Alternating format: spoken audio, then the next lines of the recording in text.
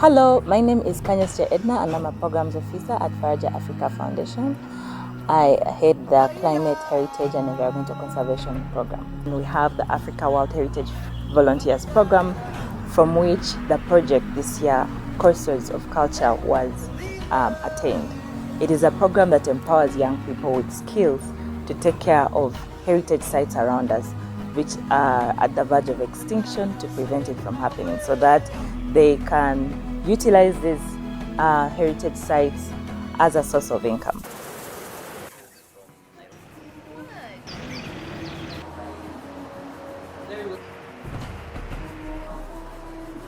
This year, a group of 30 young people from different cultures and different countries came together to meet at one of the World Heritage Sites called Rwenzori Mountains National Park, where we had a 10-day camp. So Kelvin Kalok is my name. Today is the second day in the camp, and I'm here with Hilary, who is enjoying some breakfasts, and Mr. Chesa here, who has been brought breakfast also. So, yeah. And being the second day, it was a long journey to come here, but we enjoyed it. We are setting the camp now, and everybody is going to be happy for the full entire time here. This is day 2, our second night here in Rwenzori Ranges for the camp. The weather is cold, but it's not killing our spirits. We're looking forward to what the other days have in store. The participants are currently enjoying the camp. How many times do you see a photographer in front of a camera? Well, the tents are right behind me, the setup of the tents, and we are going to have our second night and looking forward to the other activities that we have planned. Yes, come with us. Hi, my name is Stephen Chesa. I work with the Kenya Forest Service. We are here, Rwenzori Mountains World Heritage Program. We arrived here yesterday. We have started our day by pitching camps. Our main purpose here is actually, among other activities, we shall be interacting with the community on levels of heritage, appreciating with the customs of the communities around and the activities they are in, and also looking at the environmental conservation factors. After teaching camps, the team moved to sort out logistical arrangements for the period we shall be here.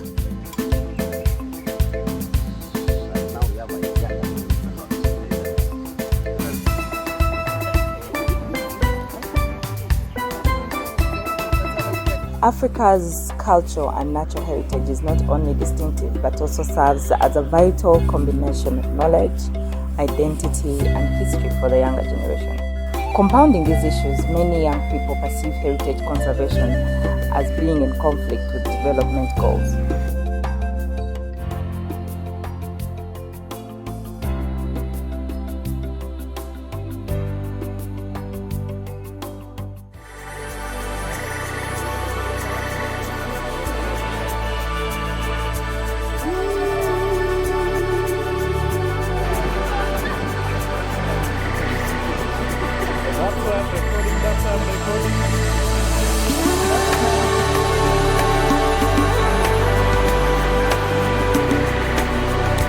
We are from a nature walk around Mount Rwenzori. We moved up to almost to the starting point that heads to Margherita. That's the highest peak of Mount Rwenzori. It was really a good experience with our team, and we were able to have an experience on some of the tree species within here, one like mahogany and many others that have been here for quite a long years. And the people of the community are trying to conserve it for the future generation to come. And we've learned a lot. We've learned that in this Rwenzori mountain area, there are forests. There are some like 2 forests within here, and there are 3 mountains also within here. And Mount Rwenzori is not just Mount Rwenzori. It's called Mount Rwenzori, Mountain Rwenzori, because of different ranges that are covering within here, over 1,000 of them. And right behind us here, it's a river flowing from the top of Mount Rwenzori called River Mubuku that move up to pours its water in Lake Albert within Kasese here. So a lot of activities are being carried here, and we are also able to have some of the animal species like the monkeys around. We saw them around, and yeah, it was a great experience. Crossroads of Culture project seeks to build climate resilience around Mount Rwenzori, promotes preservation of natural and cultural heritage in the region. It also aims to raise awareness about the impacts of climate change on these heritage sites and empower communities to become proactive stewards of their heritage. No longer access because of the melting of the glacier. The glacier is a big area, but when it melts, you get some holes, very deep. Yes. 10 meters. It's a serious effect. In one of these trainings, the young people were trained in social entrepreneurship, where they are able to use sustainably these heritage sites or resources from these heritage sites to start sustainable businesses that also have a social impact. So some of the activities we had was training these youth, equipping them with skills in heritage conservation, digital literacy, and social entrepreneurship.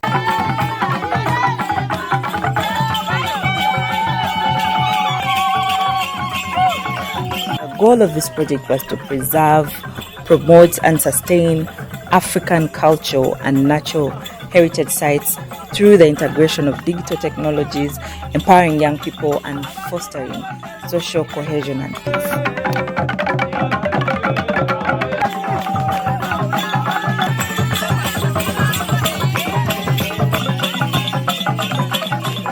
Basically to teach them how to appreciate, first of all, their culture, to appreciate their heritage sites, to appreciate what forms the African child, you know.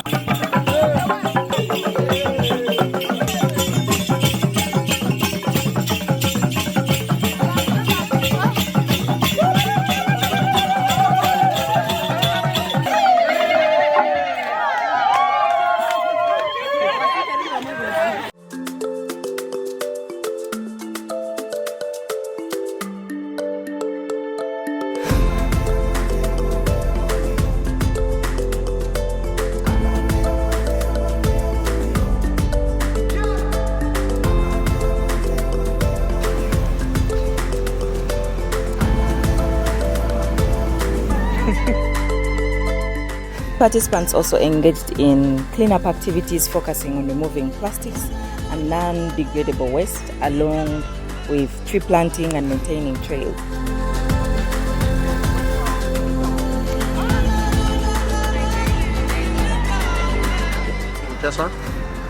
We are right now on a program under UNESCO in Kasese town.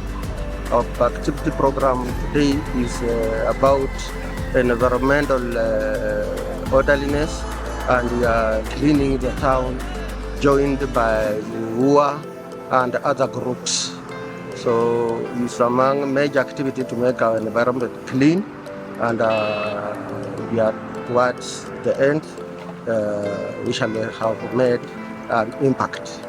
These efforts will directly contribute to environmental sustainability, improve site preservation, and create a cleaner, more attractive environment for visitors and local wildlife. This activity was supervised by Uganda Wildlife Authority, site managers, local leaders ahead of the International Tourism Day. Faraja Edison is me. I'm an assistant wildlife enforcement from Rwenzori Mountains National Park, Queen Conservation Area. We are here in Kasese town doing some cleanliness as we pursue the World Tourism Day. We have a variety of groups who are participating with us. We have a team from the World Heritage Site and WUA, from the churches, from the schools and other institutions who are participating in this arrangement. We are doing the cleanup of the town to make sure that our town is very clean. Not next to the town, but also the environment of the area is very clean.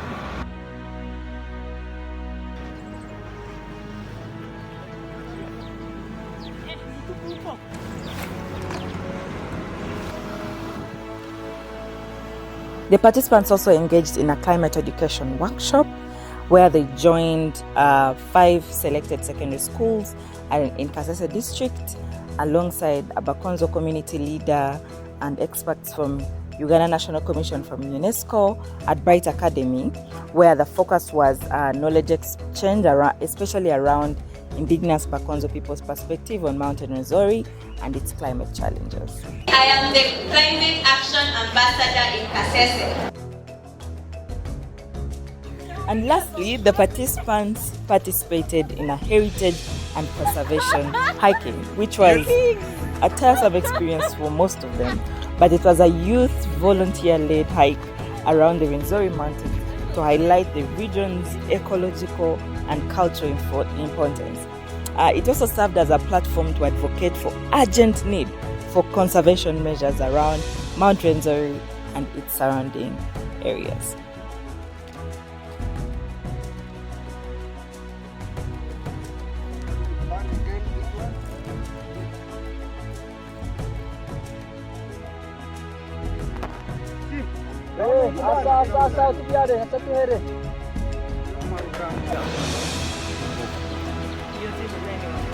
We're vegetarians, muinue mikono. Vegetarians, carry up your hands.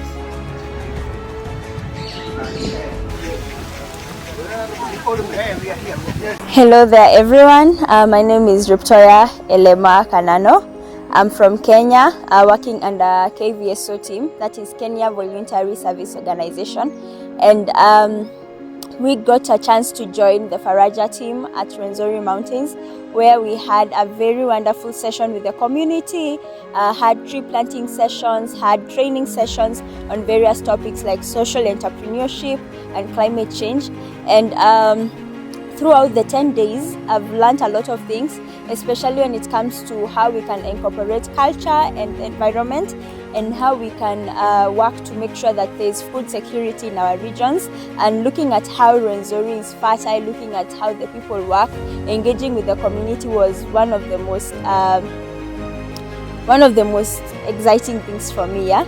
And my takeaway was when I got to meet some of the people from the place, and they told me about how the place was like 10 years ago or 20 years ago, and how different it is right now due to climate change. We can look at the river Nyamwamba there that keeps on bursting every now and then, but with the help of the various organizations, with the help of tree planting and all that, and planting the trees along the riverbanks has really been something that has impacted the community, and it helps also to prevent most of the water from flowing back to the community. So I think that coming all the way from Kenya to Uganda was worthwhile, and having the exchange programs, the exchange of insights and views, and networking with the people, even the UNATCOM team, was one of the greatest opportunities we could ever get as volunteers, and we really enjoyed the session. Thank you. My name is Moses Yakagaba. I work with Faraja Africa Fdn as a program officer in charge of livelihood and security. So came this side in Kasese district for traditional activity, and in this activity have been able to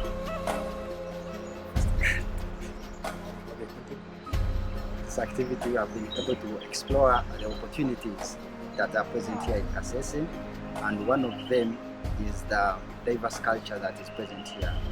And through the whole process, we have had various lessons that we have learned. One of them is that when we are designing these programs, we have to make sure that we involve people in the community, first of all, in identifying the problems and also creating solutions for their problems. Otherwise, if we don't do that, one, the programs that we are going to design are not going to be sustainable. In other words, people are not going to participate in the programs.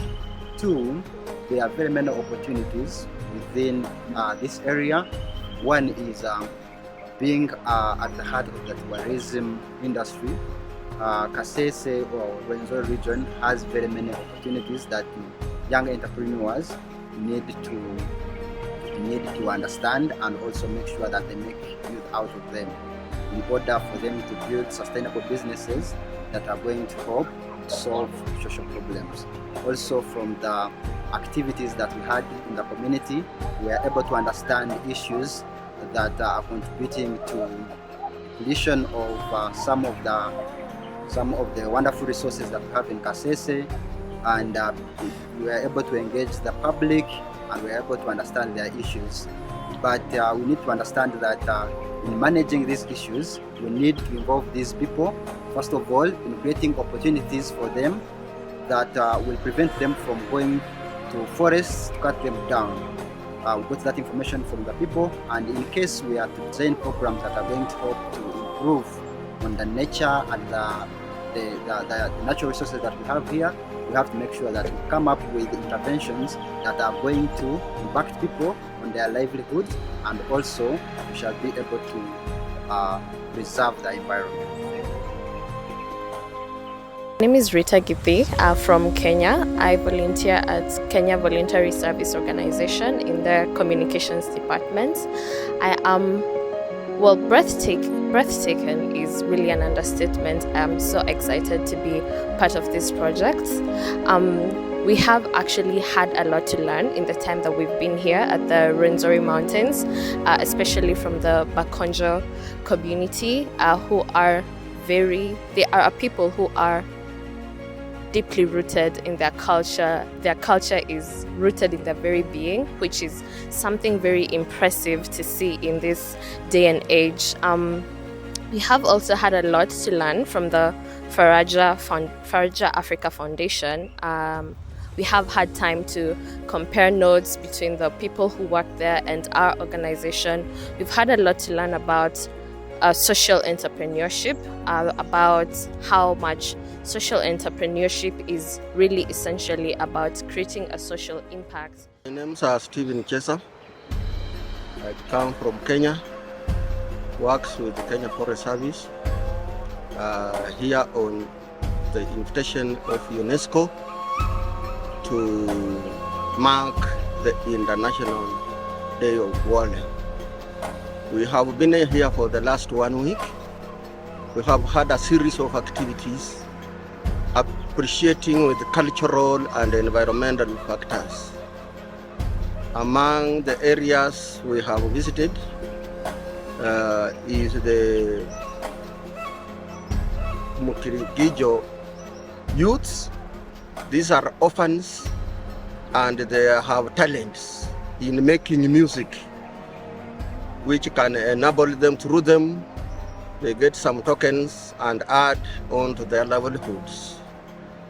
We have also visited the Bright Academy, where there was a youth forum, and we had a lot of experiences on matters of culture and environmental conservation or other climate change aspects.